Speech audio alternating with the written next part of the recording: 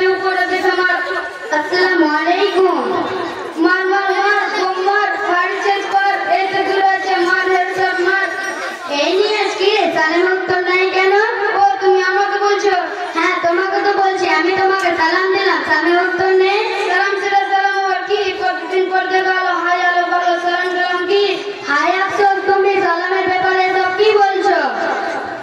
তো আমি আর কি বলবো, এখন তো মডেল জিজ্ঞেস হাই হ্যালো বলে। তুমি জানো না আমাদের প্রিয় নবী মুহাম্মদ সাল্লাল্লাহু আলাইহি সাল্লাম বলেছেন তোমরা কথা বলার আগে সালাম করো, আর তুমি সালামকে অস্বীকার করছো। আচ্ছা দিয়ে একটু আগে কাকে মারতে বলছিলেন? আরে পাগলি আমি ফ্রি ফায়ার PUBG খেলছিলাম।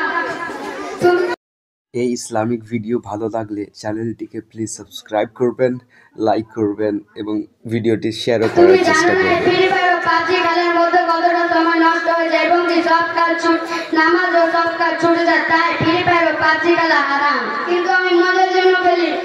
তুমি জানো না ফ্রি ফায়ার PUBG যুবক সমাজকে বরবাদ করছে এবং কি ইমানকে নষ্ট করছে এবং ইসলামকে অপমান করছে। আচ্ছা কিভাবে ইমান নষ্ট করছে? আচ্ছা আমি বলছি শোনো, এই গেমের পর মাথা নষ্ট করে দিতে হচ্ছে এবং কিছু কিছু ঘরের মধ্যে সেটা কাবা ঘরের মতো দেখায়। মোবাইল হোক না কেন প্রাইস কাউকে হত্যা করা, আর কি তোমাদের এটাই চলছে। সেখানে ফতোয়া দেওয়া মস্ত বলো শুরু করো।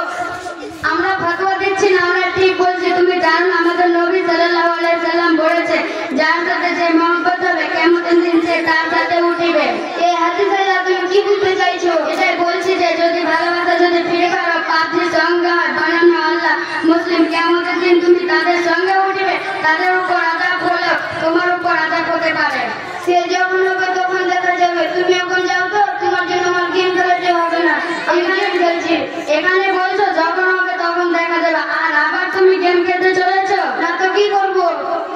একটু দাঁড়া, ওসব গেম খেলো না, ওসব গেমের দ্বারা মাথা নষ্ট হয়ে যেতে পারে এবং কি তোমার যুবক শক্তিকে হারিয়ে দিতে পারে। এখানে বুঝতে পারছো না? না আমি বুঝতে পারছি না। তা আর বুঝবে কেন? তোমাকে তো শয়তানে ঘিরে ফেলেছে। PUBG ও ফ্রি ফায়ার পুরুষ ও মহিলা মারপিট লড়াই অনেক গালি দেওয়া হচ্ছে, তৈরি সমাজে বিশৃঙ্খলতা তৈরি হচ্ছে। এটার মানে কি? এটার মানে তোমাকে শয়তান ধোঁকার মধ্যে ফেলে রেখেছে। আল্লাহর কাছে চাওয়া বলছে করা, ইমান নষ্ট করা, আর কি? সত্যই তো আমি আর কোনদিন গেম খেলবো না। বাহ, আমি তোমার আবেগে অনেক খুশি হলাম। তুমি এইসব কোথায় শিখলে? আমি অ্যারাবিক কোচিং সেন্টারে পড়াশোনা করি। আমাদের হুজুর আমাদের জীবনের ইসলাম কেমন ভাবে ইসলামের কথা মেনে চলতে হয় এবং জীবনের সফলতা নিয়ে আসা যায় শিক্ষা দান করুন। আমি সেই শিক্ষা অর্জন করার জন্য সেই মাদ্রাসায় যাবো ইনশাআল্লাহ। আসসালামু আলাইকুম। খুব সুন্দর। এবারও আশা করি খুব সুন্দর ভাবে বলবে সাকুফা এবং খুশবু খাতুন। চুপ করো বাবা, চুপ করো। আসসালামু আলাইকুম, কেমন আছো? ওয়ালাইকুম সালাম। আলহামদুলিল্লাহ আমি ভালো আছি। আচ্ছা আমি কি তোমাকে নবী পাকের ব্যাপারে কিছু প্রশ্ন করতে পারি? হ্যাঁ অবশ্যই করতে পারো। আচ্ছা নবী পাকের বাবার নাম কি? নবী পাকের বাবার নাম হযরত আব্দুল্লাহ রাদিয়াল্লাহু তাআলা আনহু। আচ্ছা নবী পাকের মাতার নাম কি? হযরত আমিনা রাদিয়াল্লাহু তাআলা আনহা। আচ্ছা নবী পাকের দাদুর নাম কি? হযরত আবু মুত্তালিব। আচ্ছা নবী পাকের দিদির নাম কি? নবী পাকের দিদির নাম ফাতেমা বিনতে বাদশাহ। সবই তো জানতে পারলাম। আচ্ছা নবী পাকের জন্ম কোথায়?